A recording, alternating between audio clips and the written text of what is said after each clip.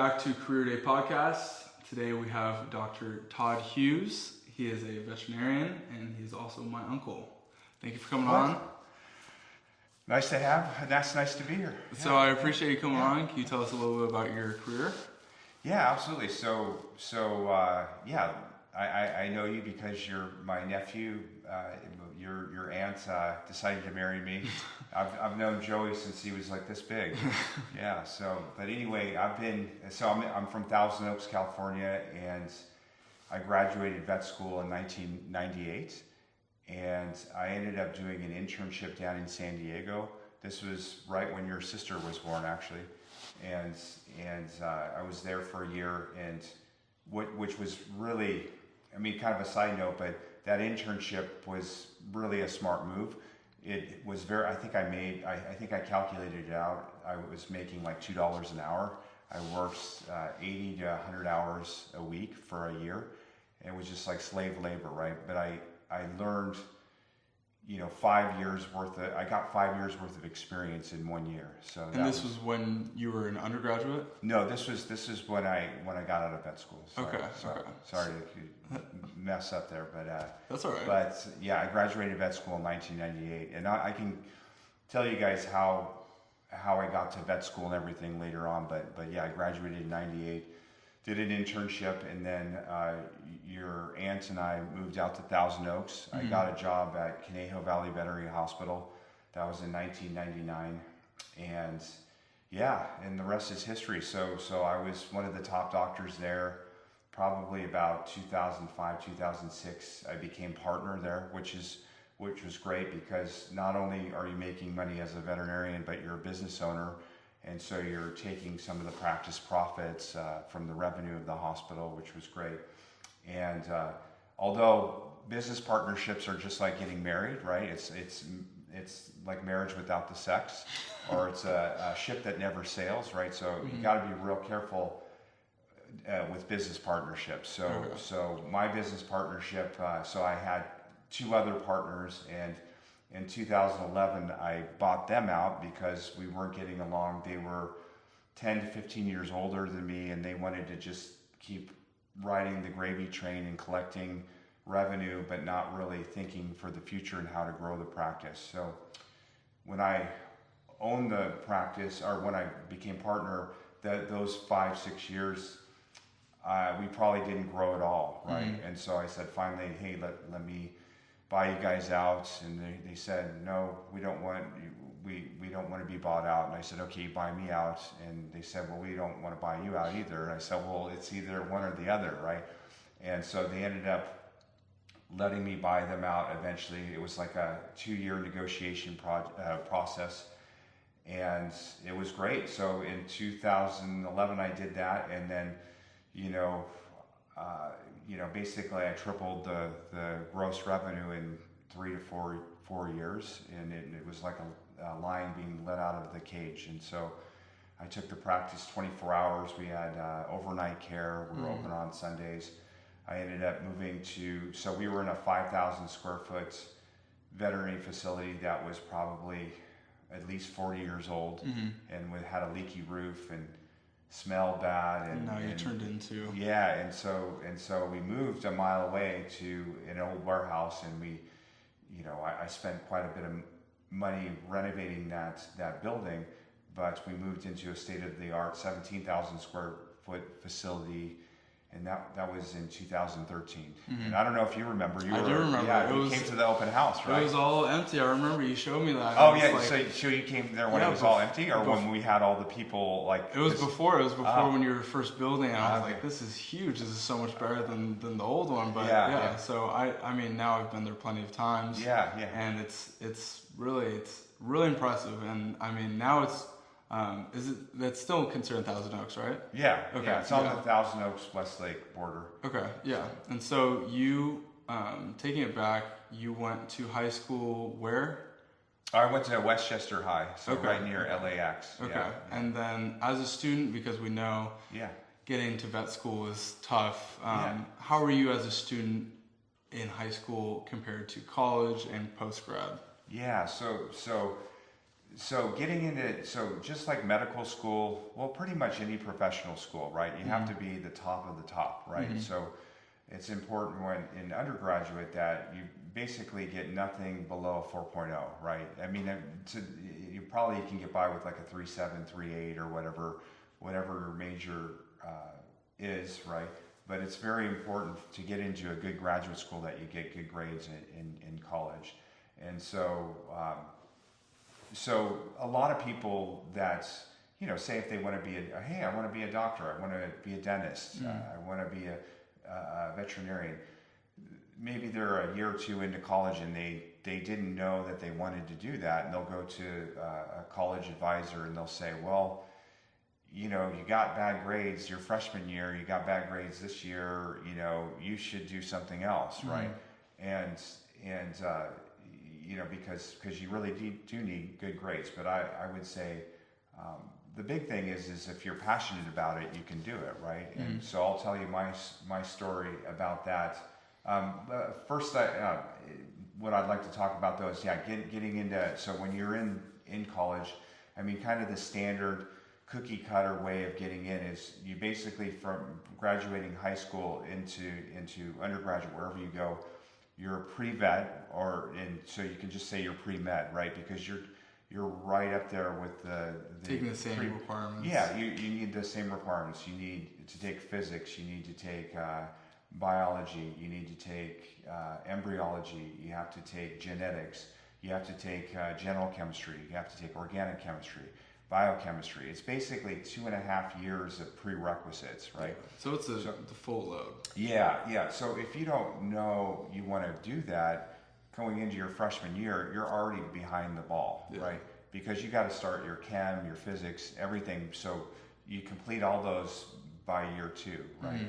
And so yeah, it's for somebody, you know, for somebody to come out of high school and be right on the right track without missing anything, graduating 4 years with a degree. It's probably very rare. It's pretty rare, but there are overachievers, right? That do it, right? But anyway, yeah, you're looking at a minimum of 3.5 to 3.7 cumulative for your whole 4 years that you're getting a degree, and for your prerequisites, you're looking at like a 3.8 or above, right? So for your chemistry courses and things like that, and then you have to take your GRE, which is kind of like, you know, it's kind of like an MCAT, right? You know, you have grammar type skills, English skills, and then you have math skills, analytical thinking, things like that, and then you have to have a biology subject GRE as well. So that would be good for like any kind of bio graduate study or whatever, right? But for vet school, that's what they want. They don't have they used to have a VCAT, like an MCAT, but they don't have that anymore. So anyway, but that's what you need to do just to get into vet school. And then the 2 California schools that are 2 vet schools that are in California, there was only one when I went to vet school. That was UC Davis. And you know, this was a blessing and a curse. So it's the #1 vet school in the nation, right? And so it's also the #1 vet school in the world, right? So it's even harder to get into that school than any other of the vet schools. There's probably, I think there's like 36 vet schools in the United States right now. And so, but luckily I'm a California resident, so you want to, you know, go where the California schools are for tuition reasons and things like that. Why was I saying that? So anyway, I forgot why I was going to say that. Well, did you know you wanted to be a vet in high school? No. So now what kind of student were you? Right. So now that you know how hard it is to get into vet school, so let's rewind to when I graduated high school in 1987. Okay. And so in 1987, I barely graduated high school. So I remember my senior year, I was off at lunchtime. So I didn't have to have 5th or 6th period. So I took work experience. So I worked at an aquarium store, and where I learned about tropical fish and keeping animals and things like that. But when I graduated high school, one of my teachers said, hey, if you don't pass this final, you're not graduating high school. And I didn't care because I didn't even think I was going to go to college, right? I thought I was maybe going to open up an aquarium store. I was passionate about keeping animals and especially aquariums and the different species and things like that. I thought, hey, that's just the route I'm going to go, right? So I took the non-traditional path. So here I had like a 1.5 grade point average, barely graduated high school, and was working full time. And then I was taking a few classes at a junior college, El Camino College in Torrance. And so people will, I'm embarrassed to say this, but I was at a junior college for 5 years. And then I did an undergraduate at Davis for 2 years. So it took me 7 years to get my bachelor's degree, right, before vet school. But that allowed me to focus and to work. And work experience is good too, right? Sometimes that was probably some of the best experience I had, working with the public, being able to, talk to people and to give them good customer service, and sharing your knowledge, that kind of thing. So it wasn't a waste of time, but a lot of people would say, "Oh, well, you wasted your time 5 years in a junior college, right?" And you were figuring out what you wanted right, to do as right. well. So, and it's so funny because I got a bachelor's degree in zoology. The very first course that I took in junior college was zoology, and I failed that course. Yeah, so it was a night class, and I was working, and that was one class I had that semester. That was it, and I failed it. Yeah, so, and lo and behold, I got a bachelor's degree in zoology. So, but anyway, what was I going to say? Yeah, so did your grade point average?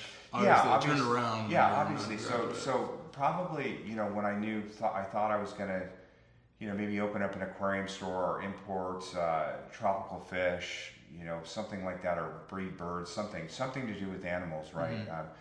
And I was becoming passionate about it, and I was in, and then I started to kind of get into some really cool classes in junior college. I liked chemistry a lot, and I started to think about, hey, maybe, being a veterinarian would be a good idea. And I was talking to this girl in my class, and she was saying she was applying to a vet school in, I think it was the University of Cambridge in England, after she finished her university studies. I think she was going to UCLA at the, after transferring from a junior college. So once I kind of knew, hey, and the other thing is I kind of outgrew, I started knowing more than the manager at the aquarium store, the two bosses that I had, or the tropical fish wholesaler.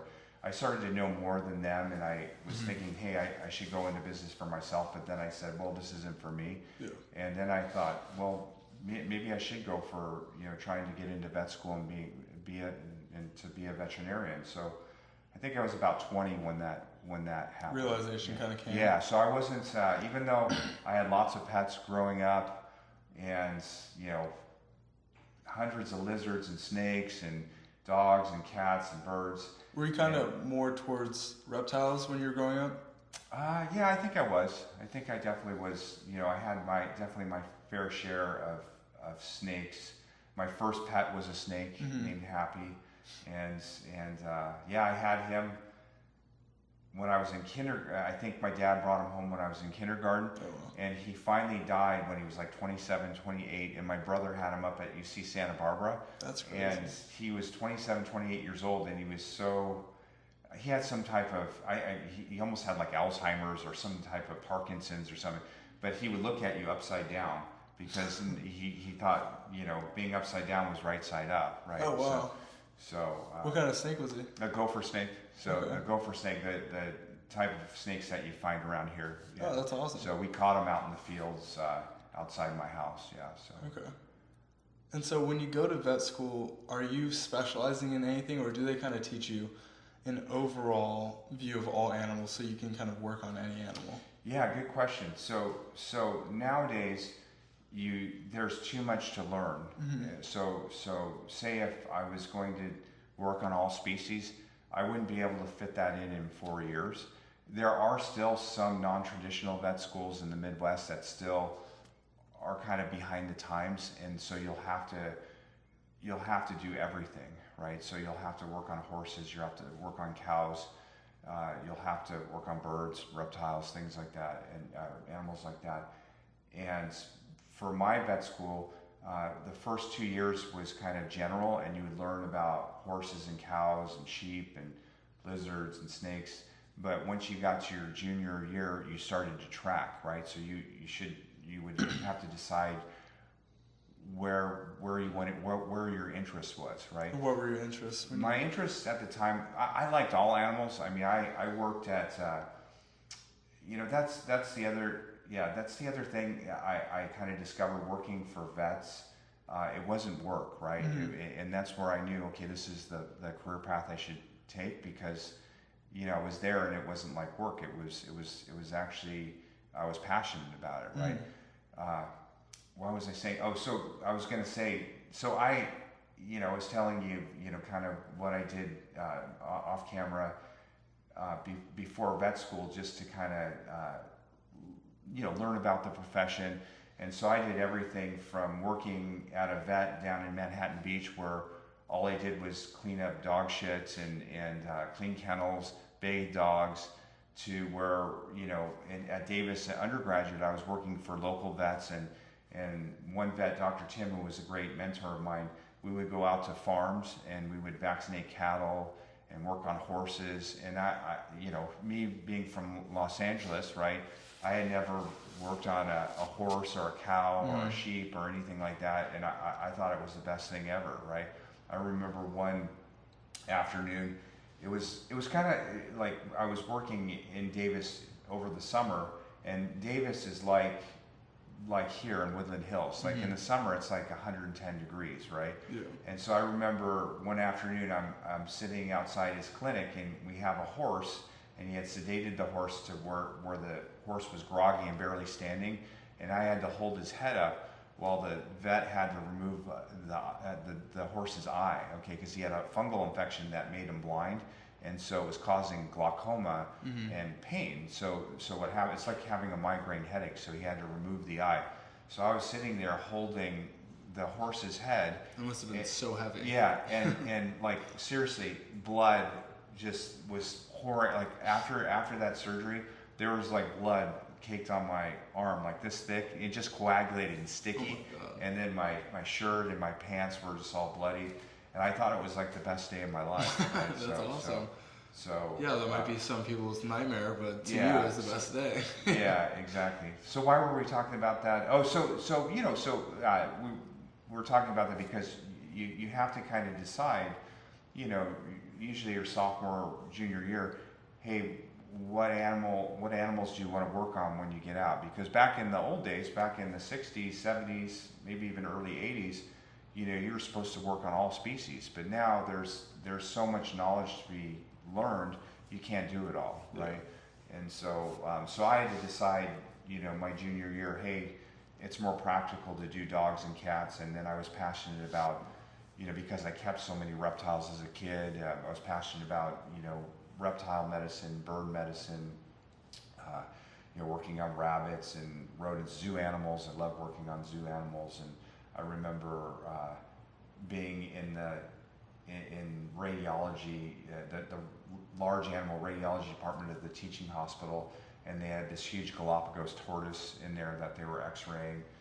One time they had a tiger in there, so yeah, I just was fascinated by that kind of stuff. Was that kind of intimidating with animals like so big? Like the Galapagos turtles, they get like what, yeah, 800 pounds or something like that? No, I mean, Galapagos tortoises you don't have to worry about because they're just big, they're big rocks. Yeah, big rocks, right? I mean, they're not going to bite you or anything. Yeah. The worst thing is you just can't, it's hard to lift them, right? Yeah. But like a tiger, yeah, you have to... Tiger might be a little scary. Yeah, you basically have to dart them and tranquilize them, because they can kill you, right? Has an animal, well, they're under sedation, but has an animal ever kind of started to wake up when you're with it? Oh, yeah, definitely. Yeah, definitely. And how was that? So, just trying to think of a time where we've had that.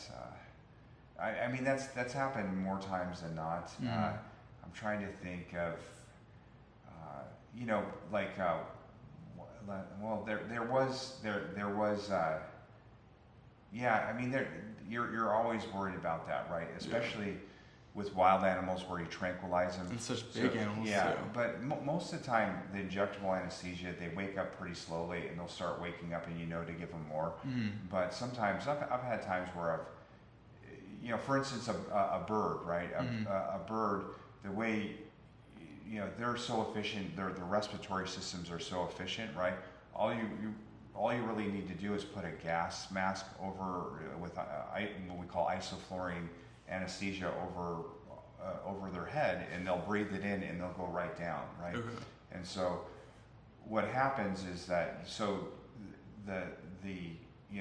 from them being awake to being down there's just little room, right? And so you're constantly having to adjust anesthesia, and if you get them too deep, they die, right? So you're always on that threshold, right? So I've been doing surgery. I remember I was doing surgery on a goose, and I was amputating her wing because I think a dog had attacked her, and so the wing was just hanging there, and so I had to amputate the wing.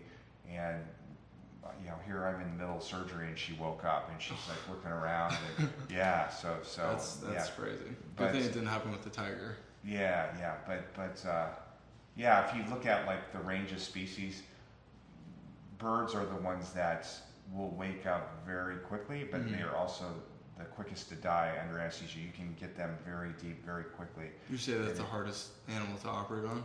Not to operate on, but to anesthetize oftentimes. Okay. And then reptiles are the easiest. Why do you think reptiles are the easiest? Well, some people might not say that. Yeah, I don't know why would you say that. So, speaking of reptiles, yeah, we actually do have Andy.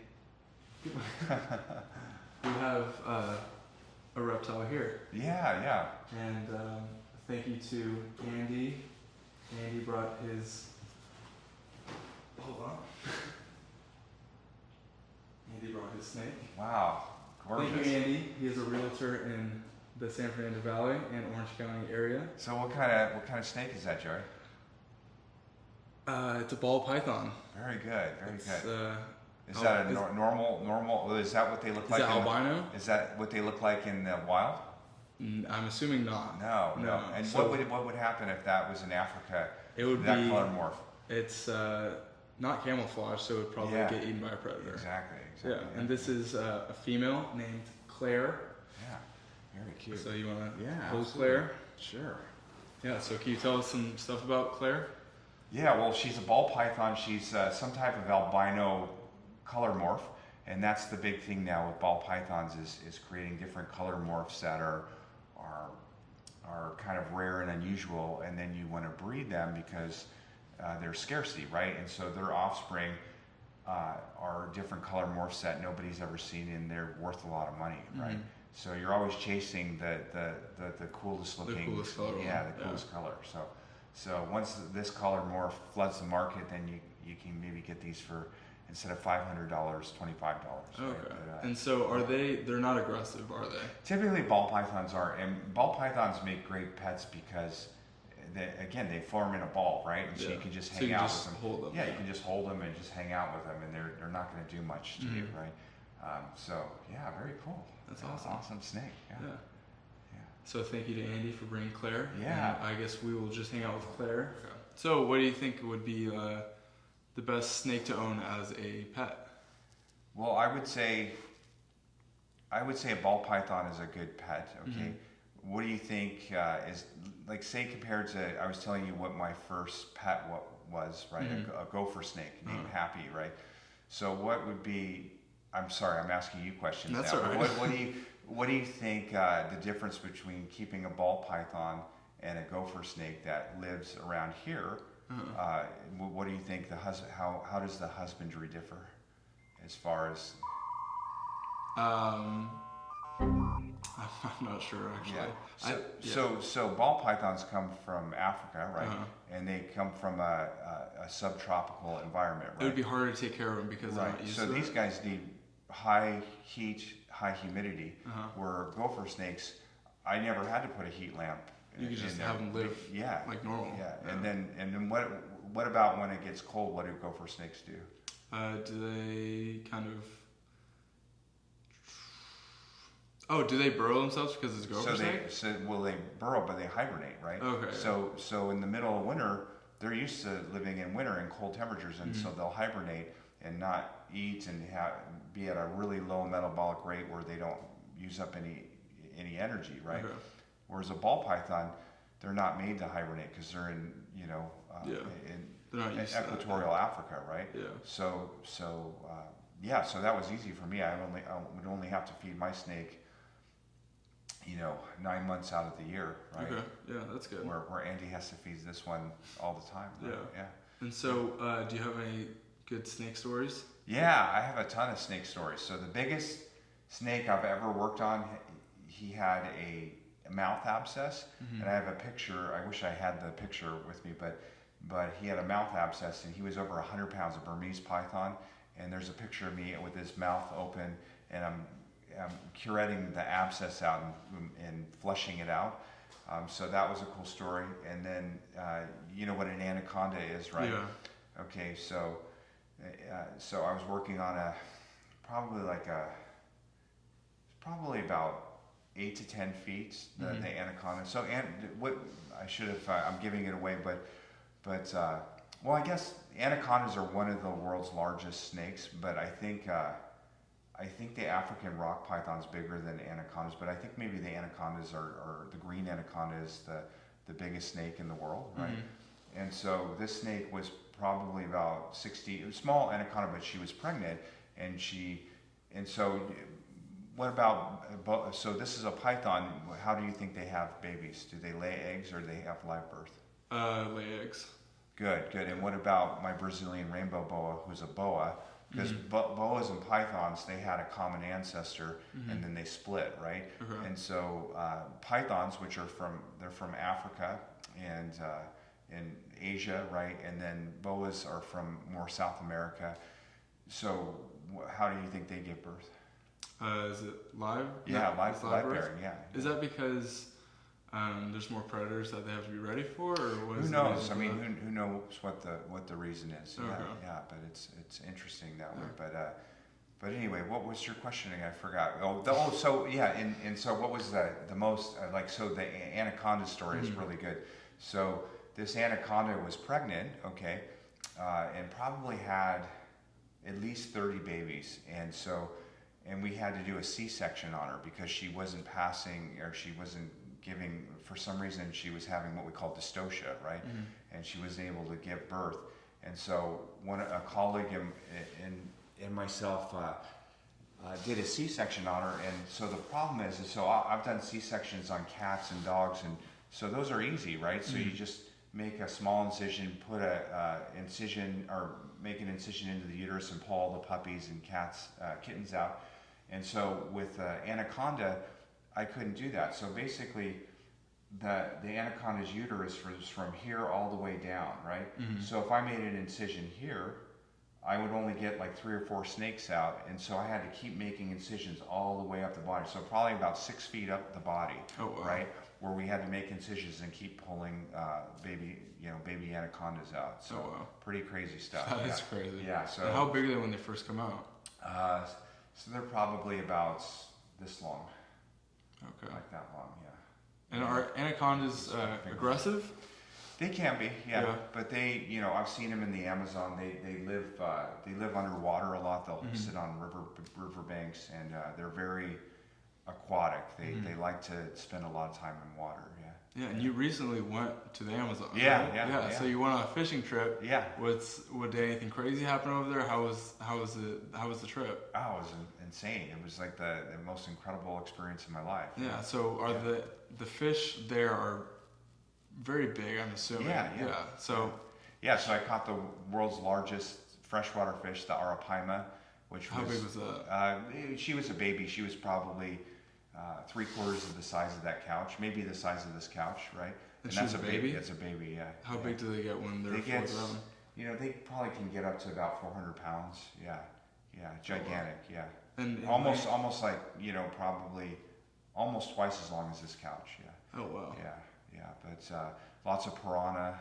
Yeah, there's places where you couldn't go in the water because piranha would eat eat you, or it shouldn't eat you, but take a chunk out of you. Yeah. So if you were to go into the ocean, or not the ocean, the river when you are there, would they attack you immediately or no? No, it has to be in certain areas, right? Mm-hmm. Where maybe the water there's not free flowing water, and maybe the food supply is decreasing. The black piranha that's there, any kind of activity on the water, any kind of noise, they're attracted to that, and they're going to come up and observe and see if they should take a bite out of it. Okay. And how big do those get? The black piranhas, I mean, they get about this big. Oh wow. Yeah. So. And that would probably not be the best idea. So we saw snakes. We saw some tree boas. Mm-hmm. Okay, so that they sit up in the trees, and they're a very cool snake, and they sit in the trees constantly. And so when anything kind of comes into their vicinity, they'll bite at it, right? Mm-hmm. Because you think about a snake that's sitting in a tree, right? There's not much of a food supply. And so what would be coming down in front of them and disturbing where they're sitting? What kind of animal would they? Yeah, usually birds. So they have only one chance, and so they just bite at whatever's there. So they're super aggressive. Right. So as a pet, I used to have a tree boa as a pet. Mm-hmm. That thing would always bite me, right? So I would try to take it, because they sit on, like, you'd make little branches for them, and they would sit there, and you would try to pick them off, and they would just keep hammering you. Yeah. Because. And so would it always like draw blood? Is it really? Yeah, typically, yeah. I mean, their fangs aren't blunt. They're pretty sharp. They're not like a dog, right? Okay. So, did you see any? Do they have anacondas in the Amazon? Or yeah. Did you see any? Yeah, I saw a couple small ones. Okay. Yeah, but nothing. It was the wrong time of year, so when the river goes down and then there's sandbars, they'll come out on the sandbars and sit and then wait for animals to come up to the sandbar and drink water. Okay, and so and that's when they and then typically they'll give birth on the sandbars too. Okay. For some reason, I don't know why that is, but So and then they'll be basking. So the other thing is that they'll be basking in the sun, because their body heat, they want to get their body heat up to digest whatever they've eaten, right? Okay. And they'll eat big things like big capybaras and what else? tapers. Yeah, what else is there? What would they eat? Are they at the top of the food chain there? Yeah, definitely. Yeah. So they can eat caiman, which is like an alligator, but they'll mostly eat tapers, peccaries, capybaras, and different types of mammals. Yeah. And so would they eat who's above who in the food chain? The jaguar or anaconda over there? Oh, I think nothing's on top of the jaguar. Okay. The jaguars. And when you were there, did you have to worry about jaguars? We heard one, and he was scratching on a tree, and marking a tree, and they're pretty elusive.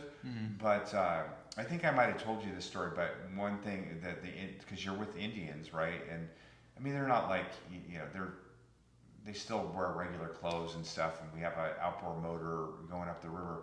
But they were saying at a certain time of year with the sandbars, right, when the river goes down, all these giant river turtles come up to the sandbar and lay eggs, right?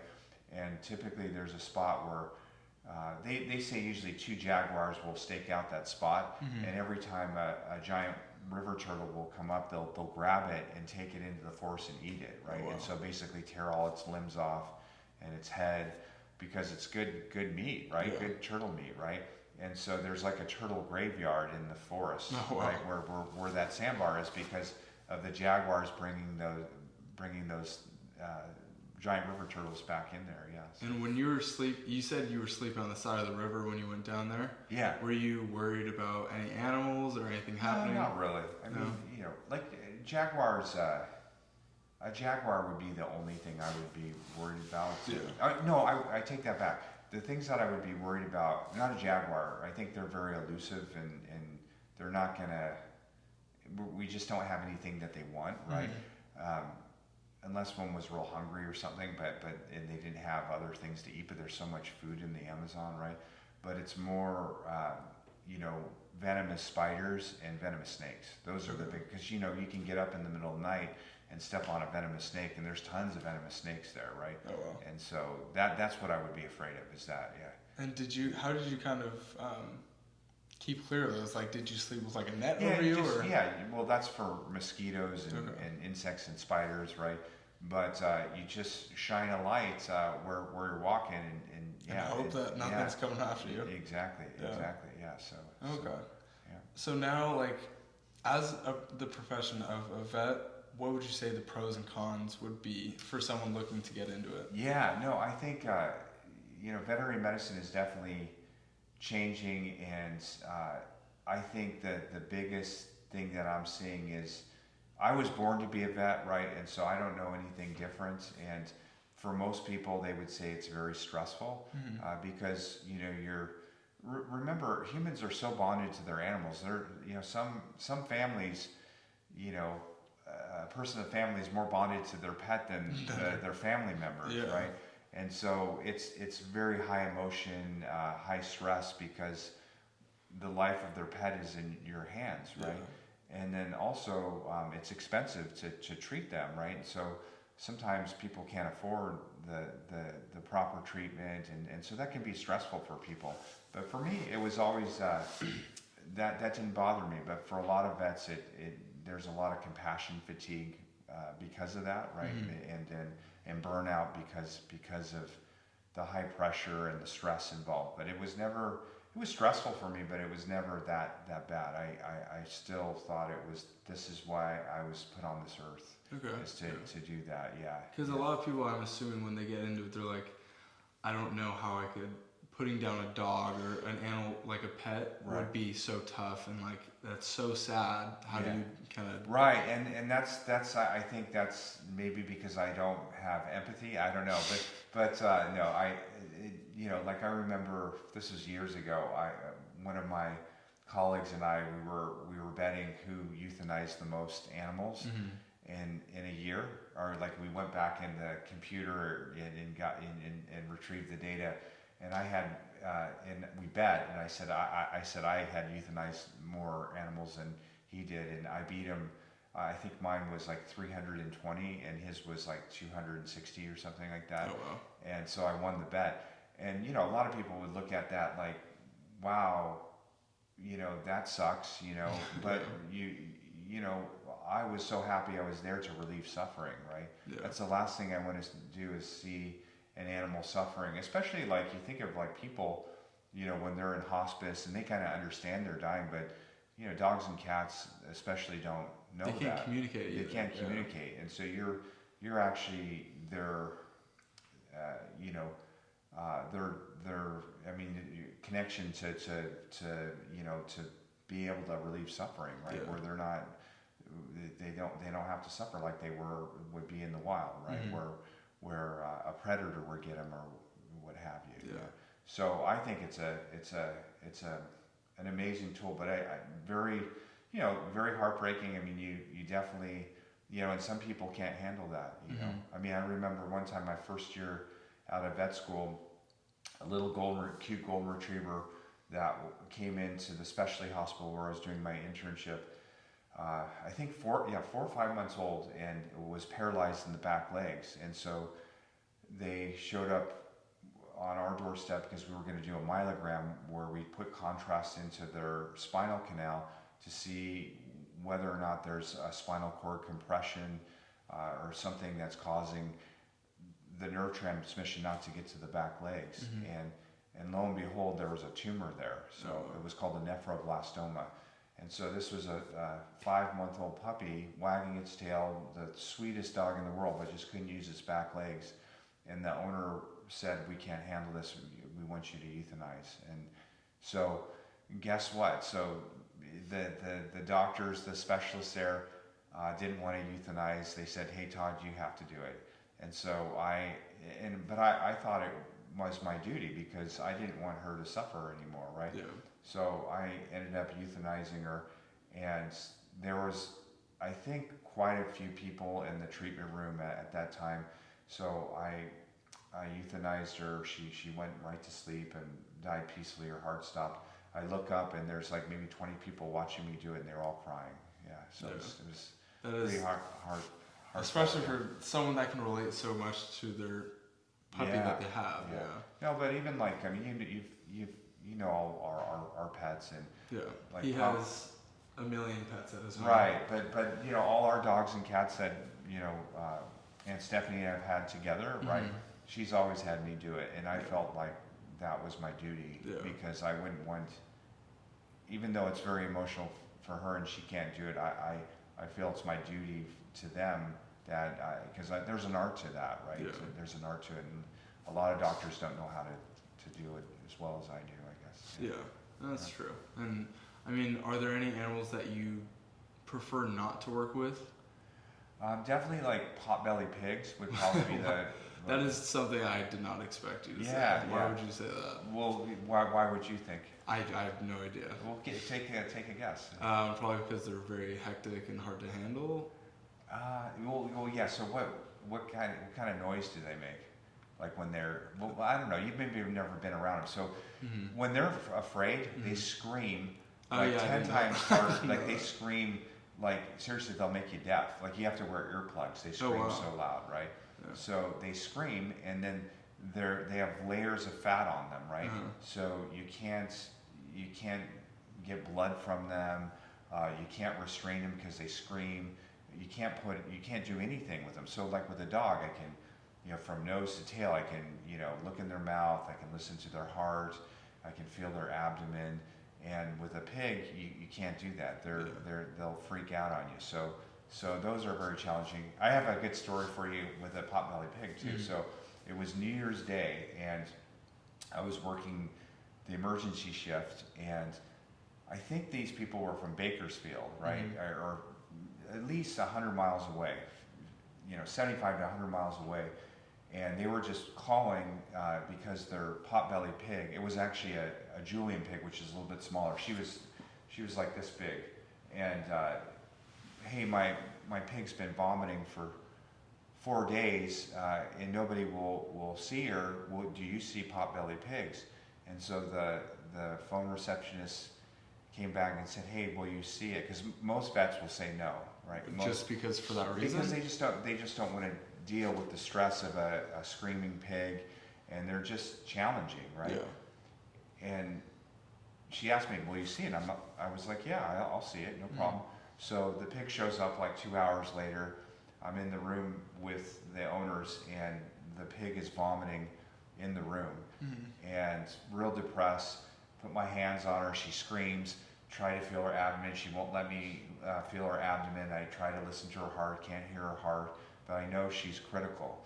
And I had to tell these owners, I said, look, your pig needs surgery right now. You can't wait. She's obstructed. There's something in her intestines, and I have to go in there and retrieve what's there, right? And so they were asking, well, are you a potbelly pig specialist? Do you know how to do surgery? I'm like, no, I've never done a surgery like this on a pig before. Right, just look it up on the web and right. But I said, but I'm a great soft tissue surgeon. I've done this numerous times like thousands of times on dogs, right? And I said, and what I thought was ironic is that, you know, they were lucky that I was just even there, because there was probably not a vet in the entire state that would do it on New Year's Day, do a surgery like that. So they didn't even know how lucky they were that that I was able to do it, right? So I took that pig to surgery, and lo and behold, there was she ate a bunch of pantyhose and like a cloth, and it was stuck in her stomach and had gone down her intestines, and then the intestines had bunched up on it, and so I had to open up the intestines and pull all the material out, open up the stomach, and she ended up doing really well. That's good. So it was cool. So that was one species that you know, it was a great outcome, and even though I don't like seeing them, it was an awesome experience. That's one thing that's great about my profession too. I'm so grateful. I mean, every day that I've gone to work, it's been different, right? It's never been the same. Every day is different. You don't know what you're going to see, and that, you know, I should be grateful for that, right? How many people have jobs like that, right? Where your mind is getting challenged in different ways, you know. Yeah. So. Yeah, and so we were talking about a little bit off camera. You had an interesting story with a giraffe with a nosebleed. Oh yeah. You want to just tell that really quick? Yeah. So it was my senior year of vet school, and so your senior year you're only on clinic rotations, right? And so I was in zoological medicine, and that week I was so lucky. I was with Dr. Fowler, who has wrote a few textbooks. He's no longer alive. He just a great individual. He was retired at the time, but decided to, I think, cover a shift for one of the residents or something. And so I was so fortunate to be with him. And you can spot him like a mile away because he was like, let's say he was 80 years old then, right? And he has a full white head of hair, right? So you can see, and it's like bleach white, right? So you can see him from a long distance, right? So he's like, hey, Todd, nice to meet you. We're going to go to the Sacramento Zoo today, and you're going to be coming with me. And I was like, oh, wow, that's great. And so I got to talk to him all the way down into Sacramento. And so our first case was a giraffe that was having nosebleeds, right? And so who could imagine, right? So anyway, they had this giraffe, and so you know what like a stock is, right? Like where you put horses in, or also cattle, where you're putting them in these like steel cages where you can where they can't walk away, so you can work on them, right? Yeah. So they put this giraffe in a stock where she couldn't move, or she could move, but she couldn't run away. And then, you know, let's say 12 feet up, maybe 15 feet up was her head, and she's bleeding out of her right nostril, right? And so you would see a couple of drops here and there, and then all of a sudden she would sneeze, and it was like raining blood. And so we had to get this huge roof ladder, right, and a step ladder, and to go up and observe in her nose. And while we were doing that, we were just getting sprayed with blood the whole time. So it's a pretty amazing experience. I don't think many vets have that experience. So it was great to do that with Dr. Fowler, who was a legend in zoo medicine. And what was amazing with that trip as well, he had been working at the Sacramento Zoo, you know, for 20 plus years, right?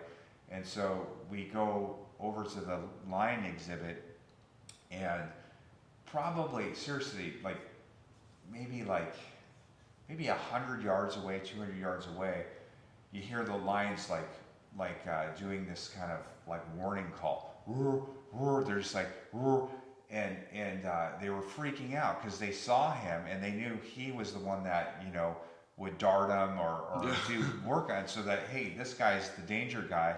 Hey, warning, you know, this guy's coming. So we get up to the exhibit, and there's like this plexiglass there, and I swear those lions wanted to tear his head off. They were just staring at him with dilated pupils and just roaring, and he's like, oh yeah, this is so and so. He knows everybody by name and stuff. And they, like, seriously, they would have, like, if he was in that exhibit, he would have been just torn to pieces. And that's then crazy. What's funny, and then after that, and what's so funny, it's like he's helping those animals, and he's like their biggest enemy, right? So that's what's real challenging with like wildlife or you know, zoo animals is they're wild. They don't know. I mean, most animals don't know you're helping them, right? They're just fearful of you, right? Even if a dog and a cat. But so we're walking out to the entrance, and we go by the chimpanzee exhibit. And I look at this chimpanzee, and he's way up on this tower, and he's calling, and he's making all this noise. And so we go up to the plexiglass enclosure again, and two females come down. I think there was like maybe 6 or 7 chimpanzees. 2 of them come down, and they have like a crush on him, and they're like totally like everywhere he walks, they come up to him and they bow down, and they're looking at him. And the males were getting so jealous. They were just going crazy and just beating their chests and like just wanting to tear his head off, right? But it was nuts. That's crazy. Yeah, it was pretty funny. But it was such a cool experience. I'll remember that for the rest of my life. For the rest of my life. Yeah, and so like a lot of people now, they go into school thinking like, how much money am I going to make? I'm going to go so much into debt So with vet school, you're obviously going to have to go into more debt because of graduate school. Yeah. But coming out of vet school, what would you say like a starting salary would be? Yeah, so when I started, okay, when I was applying to vet school, all my college advisors were telling me to go into human medicine because they said there's no money, you're not going to be able to afford just normal living expenses if you're a vet. They said I would make $30,000 a year if I was lucky, you know, and $30,000 a year. Looking back at it, I was like, man, I was pretty stupid, right? But I was so passionate about the profession that I didn't really care, right? Yeah. And so you have to kind of always look at that, like, okay, yeah, they're saying there's no money, but if you're passionate about it and it's not work to you, usually the money follows. At least it did for me, right? Yeah. But you know, maybe I'll say this and people do that and that won't happen, right? But you have to be passionate about it first. What's that? You have to be passionate about it first. But now it's actually becoming a more reasonable profession. I mean, it's still way below what a dentist makes or a MD makes, right? But now I'm probably paying, you know, vets starting $130,000 a year, and anywhere to from $130,000 to $200,000 a year. And so the demand for veterinary medicine is there a lot more than when I started, and there's a need for veterinarians, and so they're demanding a higher price for their services. Okay, and so the salary for starting versus when you own the practice and you sold your practice. Yeah. If you could get into the numbers behind that, what do you think those would be? Yeah, no. So I'm pretty unique because I'm probably, I mean, let's say I'm like top 5% in the nation. I mean, at one time I had 25 doctors working for me, so it's a little bit different than most. You know, like a 1-2 doctor practice. That's maybe their revenues, if they're lucky, you know, $800,000 a year in revenue. That's not profit, right? Yeah. But you know, when I was an owner, I mean, you know, definitely think, you know, say if, you know, I mean, for me, like at my heyday, I was making $2.5 million a year, right? I mean, that's a lot, right? But that's not for that. That's top 1%, right? Yeah. But in general, when you're an owner, you're going to get, you know, a share of the revenue, right? So typically, you know, you're going to get about 20% of the revenue. Okay. So say like if you're a, you know, 2-3 doctor practice, your revenue is $1 million. After all your expenses, your rent, you're paying the veterinarians, your staff, you're looking at about taking home another like $200,000 in profit. Okay. Yeah. And so it's much different. It's in your best interest to own your own practice, right? But there's also another layer of stress, right? Okay. You're hiring and firing. You know, you're dealing with another layer of people, right? Yeah. Not just clients. Yes. So do you think it's harder to deal with the people or the animals? Well, I think it's a little bit of both. I mean, I think if you're, I see a lot of veterinarians go into the profession because they like animals, but they don't like people. You don't talk to the owners who are paying for the bill, or you can't explain disease processes correctly. The owners are going to go somewhere else, or they're not going to do it, right? And so you have to want to be able to talk to people and be, you know, you can't avoid that, right? Yeah. So yeah. And so now, since you're not working as much, are you back to working, or are you fully retired? I worked Monday. I saw 32 patients. Oh wow! Okay. So so you're mostly retired, or yeah. But like that just kind of proves my point that I was born to be a veterinarian, because I saw 32 patients the other day. It was like fun for me, right? And it was. Are most vets doing that many? Or? No. I mean,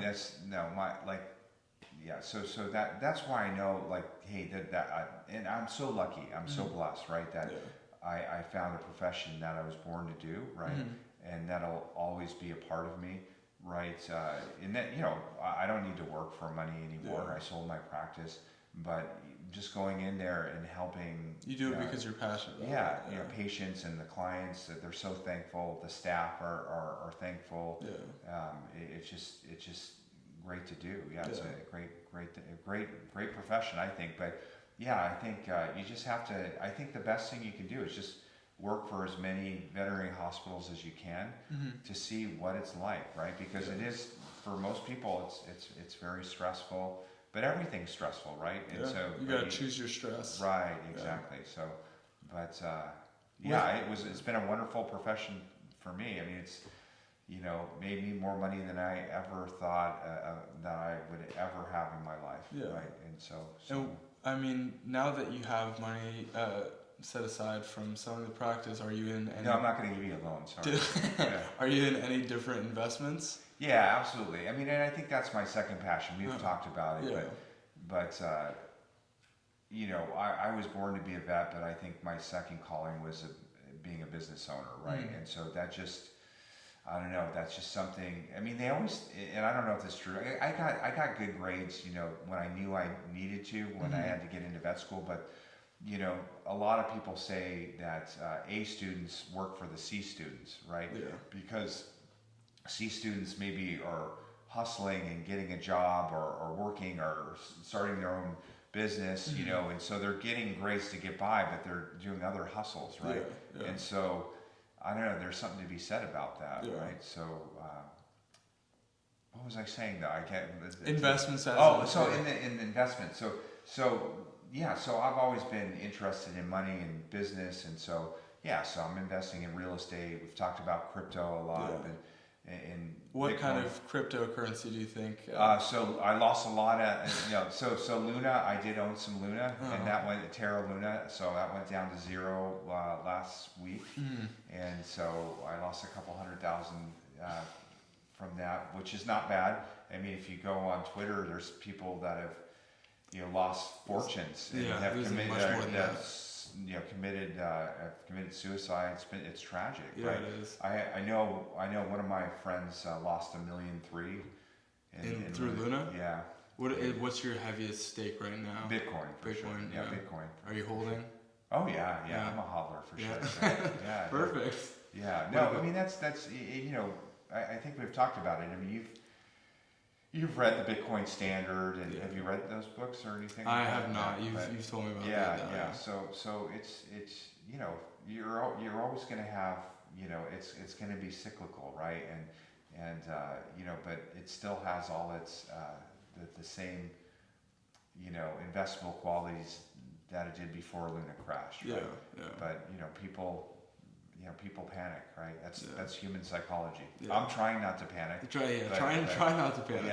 But when your portfolio is down, $1 million, you're just like, it's just money, right? Yeah. And so now, is there any advice you'd give to someone that is trying to get to the position that you're currently in, or anything that you would like to shout out for yourself? I would say one. Just whatever you decide to do, make sure that it's not work, that you're passionate about it. I think that's I work for free any chance. And that's another thing. Where was I? I think it was a podcast, or I don't remember where, or maybe I read this, but don't be afraid to work for free, right? I mean, if you some of the best jobs are ones that don't pay anything, right? They're going to give you experience, and they're going to direct you where you should be going, right? And so I think I try to teach Hannah that, just because it pays a certain amount, it does, usually it pays a certain amount because people don't want to do it, right? Yeah. And so some of the best jobs I've had were not working for free. Like Dr. Tim, working out on the farm, getting up at 5 a.m, running cattle through chutes and vaccinating them, going to dairies, and you know how you check for pregnancies on a dairy cow? How do you do a cow? So you put a glove on all the way to your shoulder, and you put it right in the rectum, and you palpate down into their uterus, and you can feel if they're pregnant. And so you had to do that a lot? Yeah, I had to artificially inseminate some dairy cows. You know how I get semen from a bull? You had to do that? Yeah, I had to do that. Yeah, it was for free, dude. I didn't have to. I You had the opportunity. Yeah, to do that. But they. Yeah, exactly. Yeah. I didn't. So how did you do that? You're gonna. You can cut this out, So you take this gigantic rectal probe that's like this big around, right, and it's about this long, and you have like this grip on it, right, and you put a bunch of lube on it, and you stick it up the bull's ass, right, and it's through its rectum, and it has electrical cords on it, and somebody away from the bull is doing is pulsing electricity through that probe, and what that does, it sits right over the prostate, and it makes them ejaculate, and so they ejaculate into a cup where you get the, and then now you have to put it, and then you get the female cow. You put the semen into a long tube like this and squirt it in, and put it into your uterus and squirt it in. Yeah. Oh wow. Yeah. Fascinating. So, that is fascinating stuff. Yeah. Yeah. I do remember. I think it was very good advice you did give me before. Was you would, for all these people that are so worried about in school that they don't know what to do, they don't know what to do with their life, and you were always telling me how like it's almost not fair that these kids have such pressure to know what they want to do right out of high school at such a young age. Yeah. But you said you would rather work on a bunch of different things and not know what you want to do until you're 30, until you find your passion. Absolutely. Rather than just start on something that you don't care about. Yeah, absolutely. I mean, looking back, I mean, I think everybody thought I was a failure, right? I was probably least likely to succeed, right? You know, my dad kind of wrote me off, like I was working at this aquarium store, you know, you'll never get a real job. You know, he failed his first class in junior college or whatever. But I think, you know, you just have to follow what your instincts, right? And what's, you know, obviously you want to be productive, right? You want to be productive in doing things that interest you.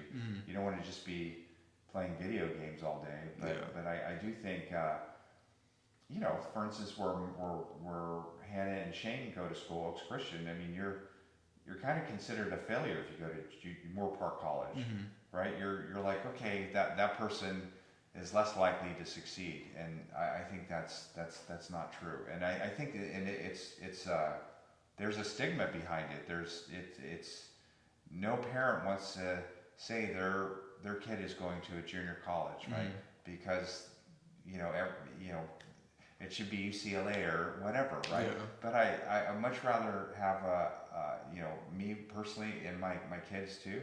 I much rather them go to a junior college and figure it out than go to a 4-year university and they don't know what they want to do, right? It's just, you know, I just think college is kind of overrated in a way unless you know exactly what you want to do. Yeah. Okay. I appreciate that. Yeah. I think that is it for today, but I really appreciate you coming on and telling us everything about the profession and all these stories. Yeah, absolutely, Right. Joe. Thanks, Uncle Todd. Yeah, no problem. All right, perfect. Thank you, and we will see you next time.